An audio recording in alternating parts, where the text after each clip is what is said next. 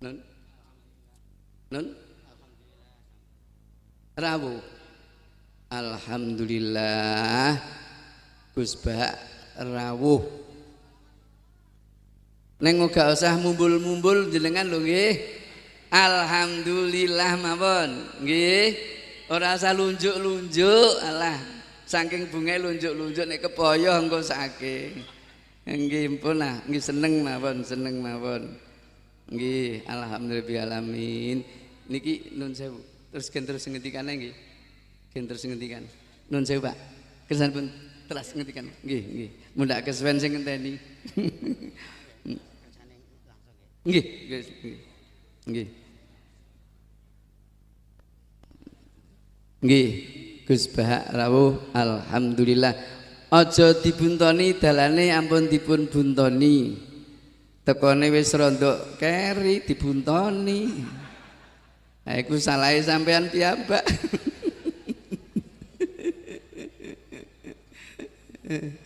Alhamdulillah, alhamdulillah.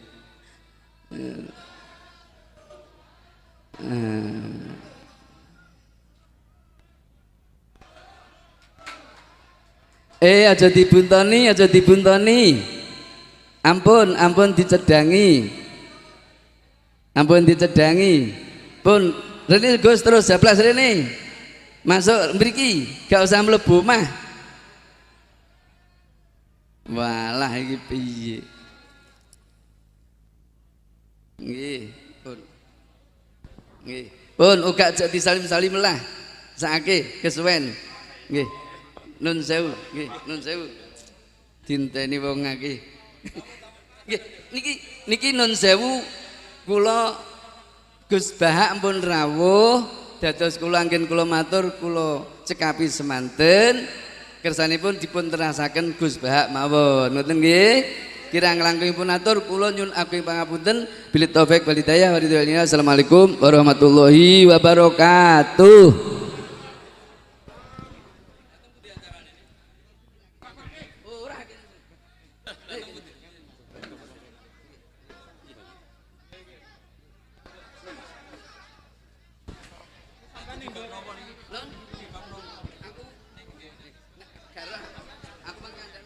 Dimohon dengan segala kerendahan hati mampu mengendalikan diri untuk menjadikan kondisi nyaman. Santri sangat pandai menyesuaikan diri. Hadirin wal hadirat rahimakumullah. Sampailah saatnya yang kita tunggu-tunggu. Alhamdulillah wa syukurillah bi ni'matillah.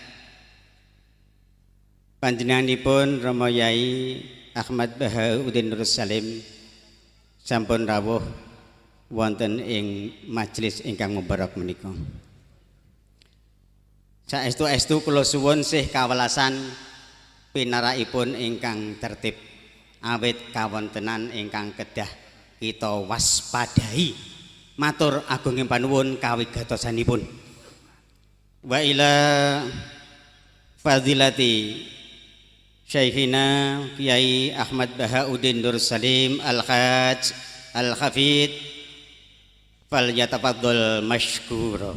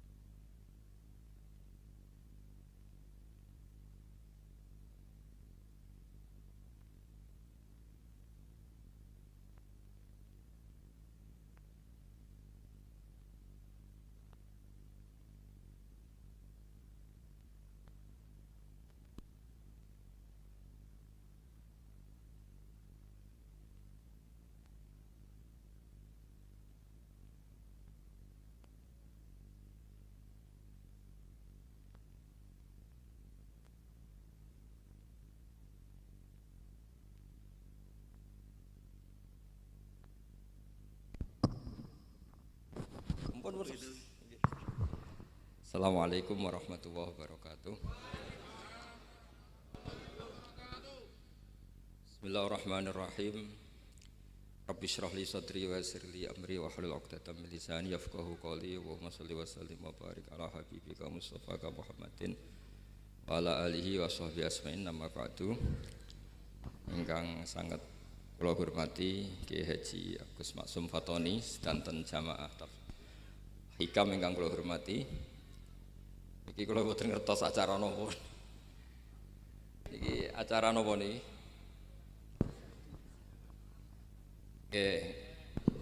Nggih ngaos niki kula insyaallah ngaos 20 menit. Terus mboten niki dirungokno tenan niki. Terus kula cerita kitab hikam niku dikarang oleh masyhure disebut Ibnu Athaillah As-Sakandari. Niku muridipun Abul Abbas Al-Mursi. Ya muridipun sinten Abul Abbas Al-Mursi.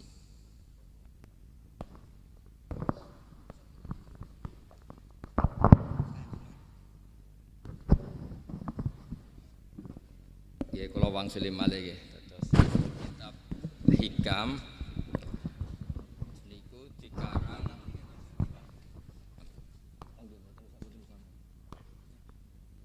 kitab menurut napa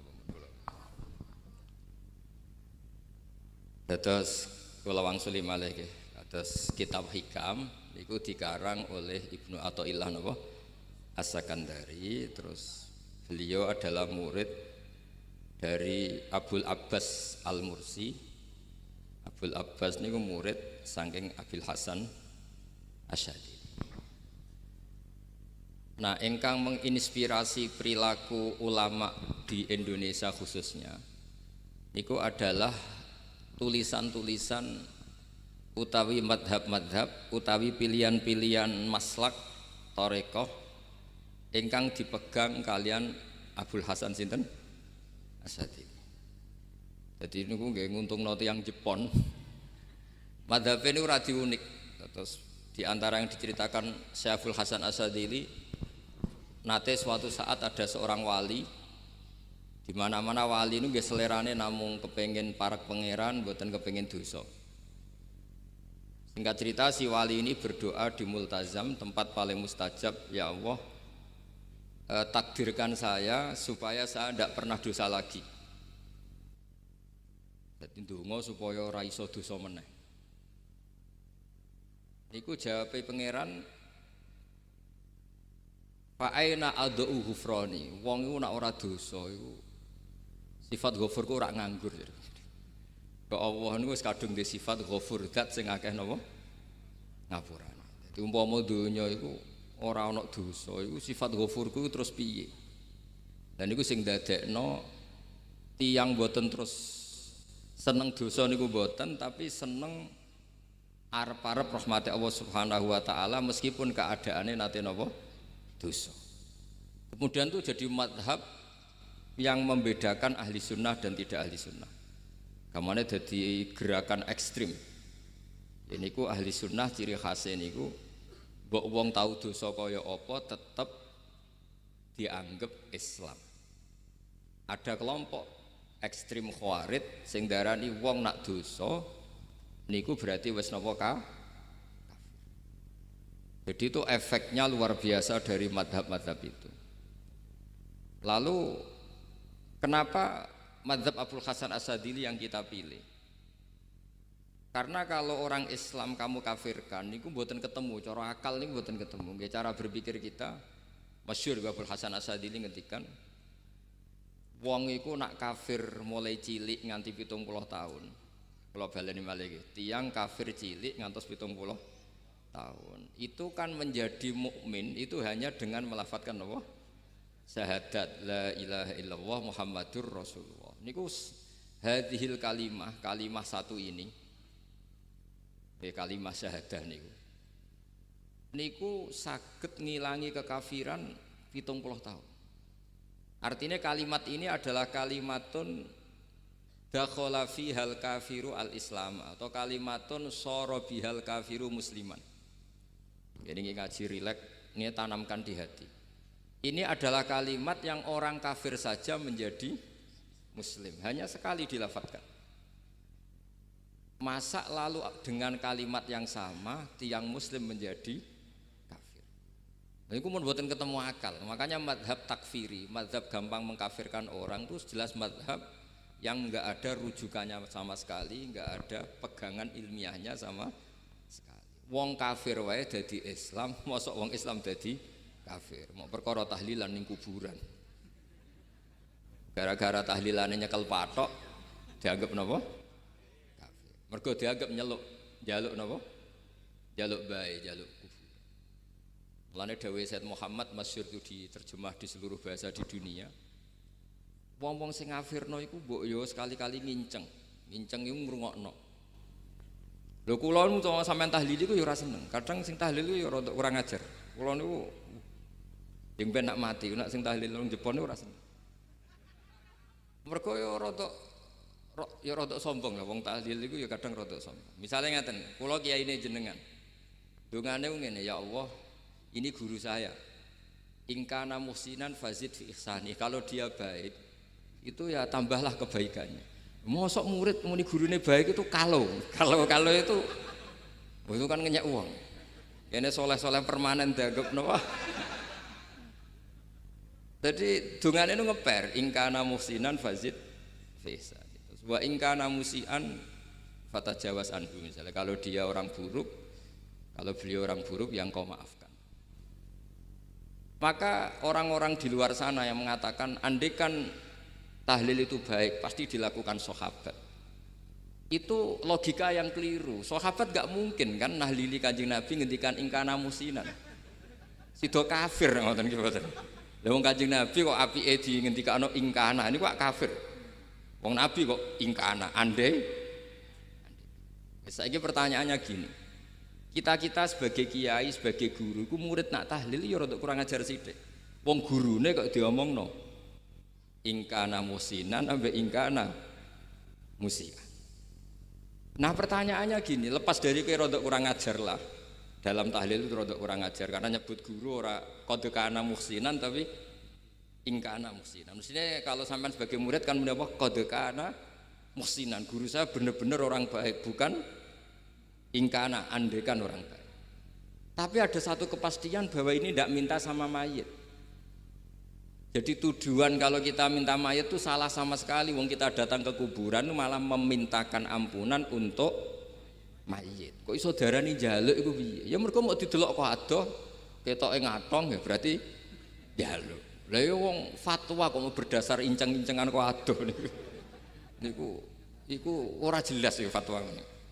Paham gitu. Terus jenengan kudu yakin, enul yakin bahwa mazhab kita itu yang benar bahwa tahlilan di kuburan tidak kafir karena tidak minta ke mayit malah memintakan untuk mayit atau memintakan ampunan untuk mayit. Cuma redaksi sing rondok-rondok ngoten niku dikurangi lah. Nak kangge guru niku nggih dikurangi lah, dikurangi. Ya Allah, jenengan Maha Pengampun, kula suwun guru kula jenengan ampuni. Jadi ampun ngangge donga sing teng salat mayit. Nah, salat mayit itu kan memang ada sanatnya, memang semua bentuknya seperti itu. Tapi nak ning kuburan kula mboten nate donga teng Mbah Mun ngoten. Ya Allah, ini guru saya, Engkau anugerahkan beberapa ilmu, beberapa amal yang manfaat untuk orang banyak. Kula suwun jenengan tampi. Jenengan zat sing Maha Pengampun. Nggih. Jenengan ampuni. Tapi mboten ngangge ingkana ini.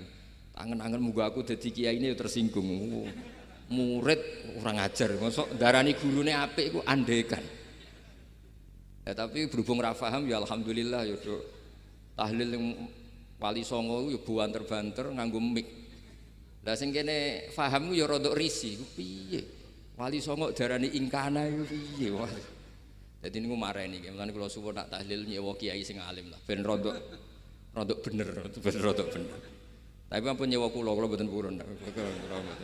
Kula nu gadah pondok dadi mboten saya masyhur susah diundang orang kecuali yang ada hubungan guru, hubungan sarang.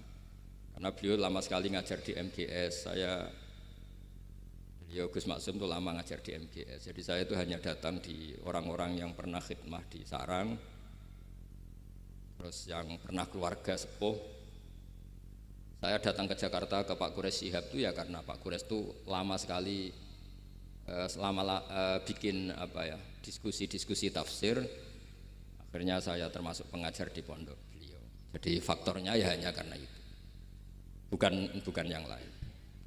Terus kula suwun nggih, jenengan kedah yakin kalau faham takfiri yang memudahkan mengkafirkan orang lain itu faham yang salah. Karena itu bahaya. Terus bahaya kedua secara fikih. Secara fikih itu nanti repot. Kalau nanti di salah satu seminar itu sudah mau zuhur, ketemu satu narasumber yang gampang mengkafirkan orang. Itu separuh masjid, kebetulan mereka banyak yang bisa ngaji itu terus gak sholat zuhur. Gak sholat zuhur. Tanya sama mereka, lu kok tidak sholat duhur ini sudah masuk waktu? Kan sholat hanya wajib untuk orang muslim, kita akan kafir. Ya karena dikafirkan tadi kan, kalau kita akan dikafirkan. Akhirnya gak kafir, sholat. Efek dari mazhab itu panjang. Kalau betul faham mereka itu betul, berarti yang sudah kafir, orang kafir itu wajib sholat enggak? Enggak kan, itu malah panjang kan, karena terus menjadikan orang Islam tidak tidak sholat. Nanti ke masjid tidak boleh, orang kafir nggak boleh masuk masjid. Itu efek fikihnya panjang. Jadi kalau suwon mazhab Abil Hasan Asyadzili niku dipegang. Nah itu mazhab beliau itu implementasinya di teng kitab Hikam nih. Karena hikam itu putu murid yang paling bisa mengimplementasikan, menjelaskan cara pandang mazhab Abul Hasan Asyadzili sing dados thariqah Syadziliyah. Terus ketiga, itu cara pandang itu detail. Detail itu jelimet. Mesti sampean ora kepikiran. Misalnya begini. Ketika ada orang salah jenengan marah, itu sebenarnya karena salahnya apa karena hal yang lain? Normalnya orang itu berpikir karena salahnya, itu keliru cara Abul Hasan Asyadzili. Pasti kamu marah itu karena ada hal lain. Misalnya kayak pembantu, elek, keriting, mecahno gelas, mesti langsung gua ngamuk. Alasannya mecahno gelas. Tapi nak sing mecahno iku wong ayu, kowe iso ngamuk. Kowe iso ngamuk wong ayu. Mecahno gelas lah. Kok gelas lemari, ora usah gelas. Sama. Kamu janjian sama orang, wongnya nyulayani janji, mesti mbok maki-maki. Katanya jam 10 kok udah datang gini-gini. Nah, tapi kalau yang terlambat itu wong sing ngutangi kowe iso ngamuk orang sing ngutangi kowe. Atau sing terlambat itu komandannya, atasan kamu. Atau kiainya. Artinya gini, ketika kamu marah atas nama terlambat itu sebetulnya karena terlambat atau karena hal lain. Nah, maksiat juga gitu. Cara pikirannya Abul Hasan Asyadzili, ketika kowe roh misalnya cawe itu macak maco naik apa lah ninja atau apa, mesti kowe darani wah seluput suwuk. Tapi nak dikandani, niku putune jenengan. Mesti langsung ya Allah jenengan sepunten. Jadi sebenarnya kita kebencian sama orang lain tuh karena kebetulan tuh tidak keluarga kita. Coba kalau itu keluarga kita, pasti kayak mikir ulang. Kue gedeng wong ra salat, mesti sebabnya dua. Satu tidak sholat, dua kebetulan tuh udah anak kamu. Kalau itu anak kamu pasti istighfar berhari-hari untuk dimaafkan Allah, bukan maksud no. Tapi kalau orang lain kue, pertanyaannya sebetulnya kamu benci itu karena tidak sholatnya, apa karena plus dia tidak anak kamu? Nah itu pikirannya Abul Hasan Kowe ngamuk itu gelas pecah itu perkara itu pecah gelas apa plus yang mecahno elek. Nah itu pecundang kita, itu cara pikiran Abul Hasan. Kita ini pecundang. Pecundang itu enggak fair. Napa? Mboten fair. Nah itu terus beliau diantaranya punya cerita Nabi Ibrahim itu pernah diangkat ke Allah di alam malakut. Di alam malakut kemudian ini ada di kitab Hikam juz 2 halaman 4 yang di bab ini yang saya baca. Ini cerita terakhir nih, pun bantu pun. Sampai tak ngaji suwi-suwi ora mesti paham, aduk sediluk. Nak sediluk kan dia alasan, kenapa ora paham? Salah Gus Pak mulangi sediluk. Lah anak suwi sampean ra paham malah ribet kan? Diulang suwi ra paham goblok tenan berarti kan gitu. Nah ini untuk menjaga harkat dan martabat niku ngajine sediluk mawon dan takoki malaikat. Kenapa ora paham? Saleh Gus Bak ngajine sediluk. Jadi duwe napa? Alibi lah gada napa? Pembelaan. Nabi Ibrahim itu diangkat di alam malakut. Karena beliau seorang nabi melihat orang maksiat ditanya sama Allah, ya Allah, itu orang-orang maksiat tuh makan dari rizkimu, menempati bumimu dan semua fasilitas engkau bikin. Lalu menurut kamu gimana Ibrahim? Ya bunuh saja, matikan saja. Sama Allah dituruti. Melihat lagi ada maksiat yang berbeda, selalu Nabi Ibrahim usul itu dimatikan. Jadi Ibrahim pernah jadi garis keras lagi, keras sekali. Lalu suatu saat Nabi Ibrahim itu disuruh nyembelih Ismail. Disuruh nyembelih apa? Ismail. Bareng disuruh nyembelih Ismail, Nabi Ibrahim tanya, ini anak saya ya Allah, ini samratu fuadi, ini buah hati saya, kenapa engkau nyuruh menyembelih? Sejarah ngetikane pangeran, apa kamu tidak ingat ketika tak angkat di alam malakut beberapa hambaku kamu usul supaya tak bunuh? Cara Jawane, cara Jepone kowe ora rasane dadi aku. Aku iku pangeran sing gawe aku enak wae usul-usul kon mateni jare. Saiki gentenan, saiki anakmu sembelih. Rumangsamu udah di pangeran gak sayang mbek kaula. Kowe tak dadekno nabi ku kon dakwah ora kon mateni. Nabi Ibrahim nangis. Nah inilah perbandingan bagi kita. Sebenarnya saat kita benci maksiat, itu sebetulnya di hati kita itu tidak hanya maksiat, kita ada dak fairnya, plus itu ada orang yang terkait dengan kita. Jika misalnya mau wangkel, misalnya penyanyi sing piye mau wangkel, suatu saat penyanyi ku WA aku, masa aku ya gelem dadi bojomu, hilang mangkelmu kan. Jadi pecundang, kita ini sebetulnya pecundang.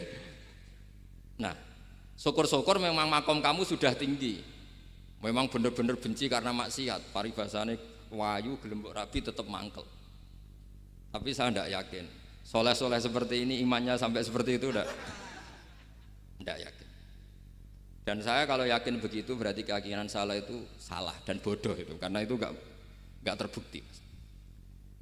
Makanya ini kitab baru kalian kitab hikam, karena ini acara ngaji hikam kula waos sedikit mawon kula waos ini jawabannya Nabi Ibrahim ketika disuruh nyembelih Ismail teng halaman 4 juz 2. Allahumma hadza waladi wa samratu fuadi wa ahabbun nasi ilayya fasami aqa ilan yaqul ama tazkurul lailah allati sa'alta fiha ihlaka abdi awama ta'lamu anni rahimun bi ibadi kama anta syaqiqun bi waladik. Jadi Ibrahim, anak kamu sembelih. Kata Ibrahim, ini enggak mungkin Gusti, ini buah hati saya, kenapa engkau minta ini tak sembelih?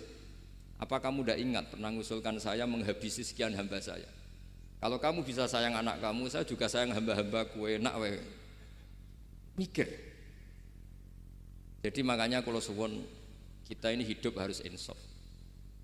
Nak kira dia duit, iku yo mangkel tenan, loro tenan. Terus bojomu mbok kon sabar pas kowe ra ngekeki duit, iku yo ora fair.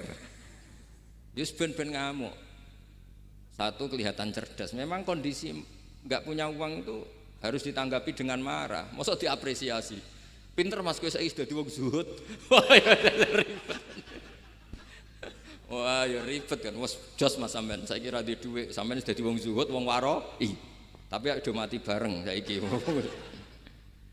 Jadi sebetulnya Allah bikin emosi itu andikan boleh dibahasakan wis dipikir.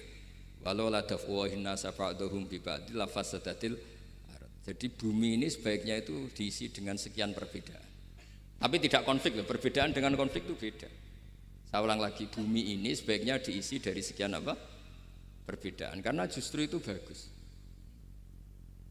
Saya itu berkali-kali bilang, andaikan tidak ada pikiran kedua, ini dunia ini sudah rusak. Harus ada pikiran kedua. Misalnya ono wong kok terlalu apik mbek kanca, mesti bojone sambat, wong gak men ngopi mbek kancane, ra tau ngapi mbek bojone. Tapi kalau ngopi mbek bojone terus, mesti kancane sing sambat. Wah, jok rabi lali kanca. Ribet. Manusa itu ribet. Kados kula dugi mriki ini hormat Gus Maksum. Nggih mungkin tok ganjaran. Tapi untuk dosa sithik-sithik ninggal pondok. Jadi ya sudah. Ya mau ndak mau karena memang hidup itu ndak banyak pilihan. Ada orang sering ibadah di masjid sholat itu ya bagus, tapi dia pasti tidak baik dalam sistem sosial. Umpama wong soleh kabeh ning masjid itu donya akeh sing mati. Karena tidak ada tim SAR paling murah. Loh iya kan, wong kecelakaan itu penolong pertama itu orang yang di masjid apa sing tukang ning dalan-dalan. Artinya sing ning masjid iktikaf mesti ra duwe ganjaran nulung wong kecelakaan. Artinya ada kebaikan yang pasti nggak bisa dilakukan orang yang sedang di masjid. Andai kan yang di jalan tuh orang-orang soleh itu wah dunya sebaldatun thayyibatu wa rabbun ghafur. Loh ya betul, Nabi pernah ditanya sahabat, ya Rasulullah kita ini senengane ngegeng di jalan. Ya kata Nabi ya sudah nggak apa-apa, asal a'tut thoriq haqqaha, ya kamu memberi haknya jalan. Apa itu? Amar ma'ruf nahi mungkar. Maksudnya nahi mungkar gini. Misalnya di bus itu ada orang soleh mayoritas, itu sing nyopet ya wedi mergo mesti ditabuki wong akeh. Kalau yang di perapatan wong soleh kabeh sing beda wedok ya isin. Mergo sing perapatan wong soleh kabeh. Lah masalah iki ra soleh kabeh, kemari ribet kan gak soleh kabeh. Jadi sebetulnya Indonesia itu aman kalau yang di jalan tuh soleh semua karena perempuan lewat gak diganggu. Ada copet gak berani, semuanya aman. Maka di Islam itu menyebut kebaikan itu jumlahnya banyak sekali. Tidak bisa kamu wah hebat-hebatnya wong sing ning masjid terus, tidak bisa seperti itu. Andai kan semua orang di masjid, nah ono kecelakaan pertama yang nolong siapa? Nah ono wong goleki alamat tuh takok sapa wong kabeh ning jero masjid. Ribet kan? Nah, makanya ini Quran bikin aturan wala taq'udu bikulli siratin tu'iduna wa tasudduna an sabilillah. Yang enggak boleh itu duduk di jalan sambil mengganggu atau mengancam hal-hal yang baik. Tapi kalau duduk di jalan justru membantu hal-hal yang baik, maka ini disyariatkan oleh Islam. Jadi ini kita harus mulai mikir ya. Jadi walhasil ngendikane kitab hikam, bayangkan yang maksiat itu anak kamu, istri kamu. Pilihan kamu itu memaafkan dan minta dimaafkan oleh Allah. Tapi ketika orang lain kamu minta supaya dilaknati Allah, ini tidak fair. Jika kita diajari guru-guru kalau minta ampun ighfirli wali walidayya wali jami'il muslimina wal muslimat, masih dikata wali jami'il muslimina wal muslimat wal mu'minina wal mu'minat. Itu filosofi yang luar biasa, kata jami' semuanya ya Allah engkau maafkan.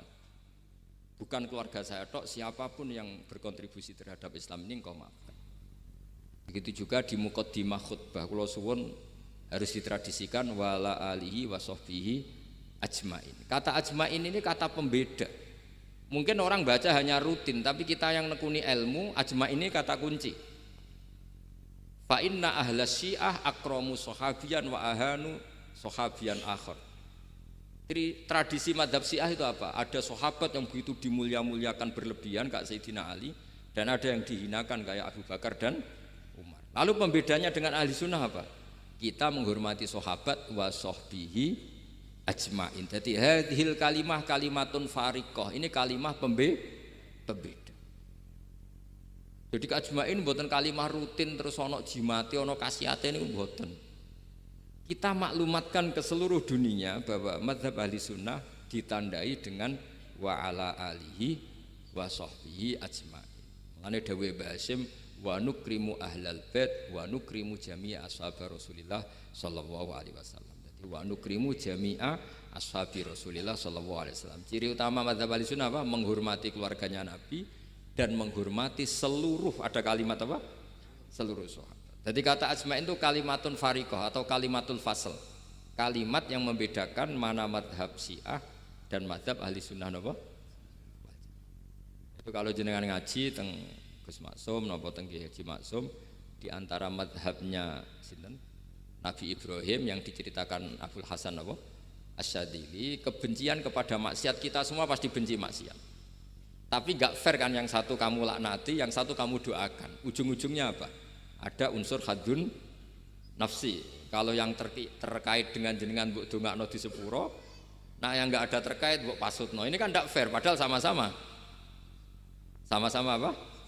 Maksiat. Terus kalau suwun polemik tentang ketentuan gimana hukumnya ziarah kubur, ya hukumnya baik karena mendoakan atau memintakan ampun untuk yang mati, bukan meminta sama yang mati. Udah Sayyid Muhammad kena arah percaya rungokno wong didelok kok ado, didelok kok ado pancen ya ngeri kan, patoke diusap-usap Bariku ndonga, entelok kok adoh kan iku njaluk kuburan, padahal mayite ngeluh. Ngeluhe perkara mau, kadang nek sing kiyaine rapati iso ngaji wamen ingkana. Wali kok diarani napa? Ya Allah, jika mayit ini, andekan mayit ini baik, maka dan andekan tidak, lu cara kowe dadi mayite. Bocah ora jelas itu. Mayit, nah makanya ini cobalah kalau sholat jenazah tidak apa-apa doa itu, karena sanatnya seperti itu. Kalau doa guru ya diatur-atur yang baik lah, langsung mawon ya ghafiratunu wal khotiat gini-gini, saya mohon beliau amal baiknya jangan terima, amal buruknya jangan ampuni, karena guru juga manusia tidak nabi. Boten terus apa pakai apa ingkana. Oh apa kita baruk. Nah, mulane itu setelah peristiwa ini Nabi Ibrahim menghentikan faman tabi'ani fa innahu minni wa man asoni fa innaka ghafurur rahim. Ya Allah, orang yang ikut saya ya pasti bagian dari saya. Artinya harus berhak mendapat syafaat. Tapi orang yang sedang tidak taat sama saya, kula suwun beri hak untuk tobat. Jadi ghafur itu artinya ya kasih waktu lah Gusti untuk tobat.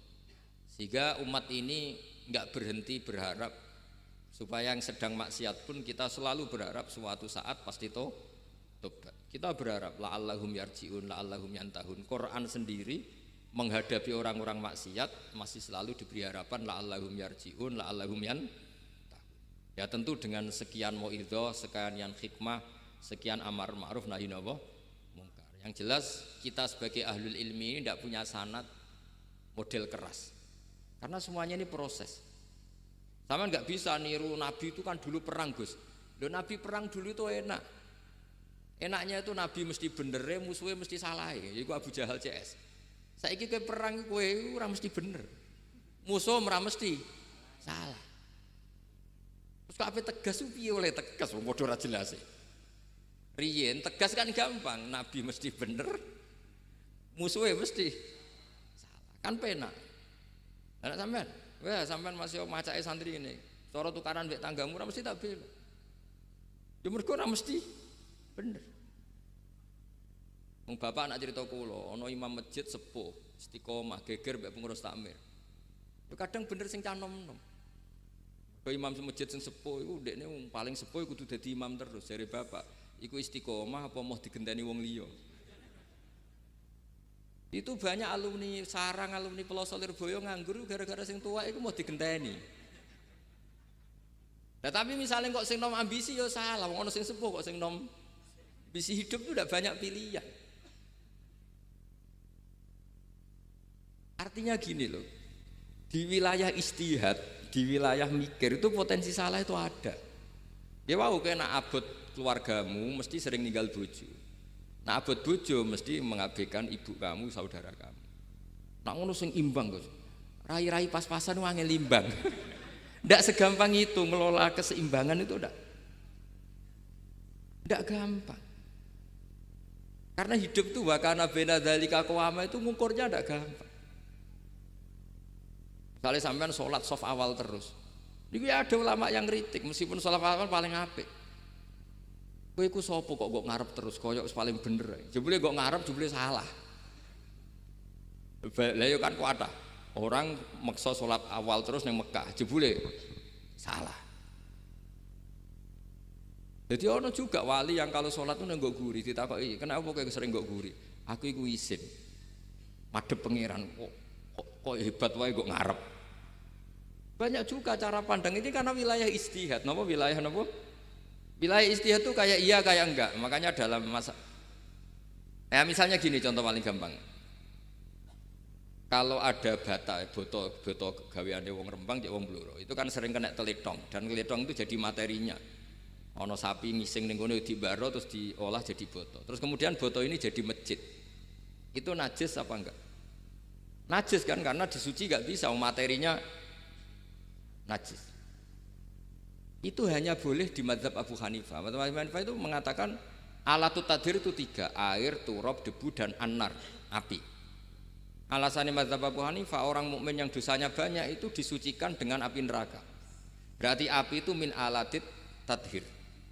Sebab itu botol yang sudah dibakar itu otomatis suci. Tapi saya berkali-kali fatwa, tidak boleh dikiaskan. Kalau kamu tidak ada air terus nyolder air, nggak boleh. Nanti ada orang mandi junub pakai api. Mau ora karu-karuan.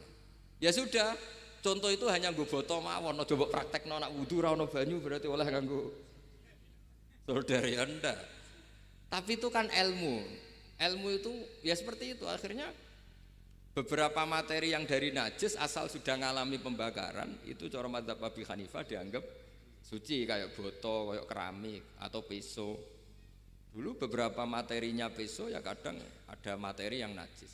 Tapi ini sudah ngalami pembakaran, maka dihukumi suci. Mungkin kalau contohnya aja go wudu lah. Semuanya pesan gua aja digo wudu, aja digo mandi junub. Misalnya iwak itu kalau besar cara Syekh Nawawi Banten itu tae dianggap najis karena bentuknya besar. Sekian inti kalau mazhab Abu Hanifah pun digoreng pun kena api, pun dibakar pun kena api. Jadi berarti pun apa? Suci. Nah itu jenenge mazhab. Jadi mazhab itu orang itu berpikir kemudian kayak iya kayak enggak. Makanya terus ada apa ijtihad. Nah, makanya dalam ranah ijtihad itu orang enggak boleh saling menyalahkan, ya sudah itu sama-sama mungkin. Makanya kalau dalam ilmu usul fikih disebutkan ra'yuna shawabun yahtamilul khata' wa ra'yuka khata'un yahtamilus shawab. Pendapat saya itu benar tapi ya mungkin salah, pendapat Anda salah tapi juga mungkin benar. Ini yang menjadikan ahli sunnah wal jamaah itu fleksibel. Fleksibel itu rileks. Karena di luar masalah usuluddin, masalah tauhid, itu ya mesti begitu. Sampean sering silaturahim ning kanca-kanca ning dulur-dulur. Apik. Tapi takokno bojomu, wong kok amen lunga. Karena terus kadang silaturahim nak keseringan yo keliru. Silaturahim jam 09.00 wae wong kerja. Maksudnya piye? Ini kan makanya terus ada orang cara mencintai Nabi itu gak pernah sowan. Ditanya, "Loh kamu itu mencintai Nabi kok udah pernah sowan?" Ya karena kalau saya sowan ganggu Nabi dong. Nabi kan punya anak, punya keluarga. Kalau nemuin saya kan artinya gak ngurusi anak istrinya. Dan itu menurut saya benar. Saya termasuk kiai yang jenis itu. Makanya kalau kamu sering sowan saya itu udah tak biji bagus, itu udah bagus ya. Itu pasti ganggu. Tapi misalnya seneng kok rasuan ya lucu, wong seneng kok ora tau sowan. Sampean milih ndi coba? Ini kan lucu kan? Lho sowan tuh mesti ganggu apa enggak? Enggak. Tapi seneng kok ora tau sowan ya lucu kan? Nah itu ijtihad. Maksudnya ijtihad itu ya ada sahabat yang seneng Nabi itu enggak pernah sowan. Ya hanya datang ke masjidnya ikut jamaah, datang ikut jamaah, tapi enggak pernah sowan. Ada lagi sahabat yang kalau disuruh coba wajahnya Nabi itu kayak apa, saya enggak pernah melihat. Padahal bertahun-tahun jadi sahabat. Karena ijlalan lahu, saya sangat menghormati beliau sehingga saya merasa enggak berani melihat wajah. Tapi banyak juga sahabat yang detail mensifati beliau, sampai hajibnya tahu, syaribnya tahu, semuanya tahu. Saking mencintainya, aku nak roh Nabi seneng delok. Sama-sama seneng, tapi cara mengimplementasikan, nah itu wilayah-wilayah napa? Jadi kalau suwun terbiasalah dengan beda pendapat, dengan biasa mawon. Dan itu kita dilatih. Makanya wonten makalah masyhur ikhtilaful a'immah napa? Rahmah. Atau sebagian disebut ikhtilafu ummati rahmah. Umatku yang berbeda-beda. Beda itu bukan konflik loh ya. Beda pandang, beda sudut materi atau metode atau maslak. Niku semuanya asal ikhlas dan berbasis ilmu niku kabeh napa rahmah. Yes. Ngoten mawon menami-lami. Assalamualaikum warahmatullahi wabarakatuh.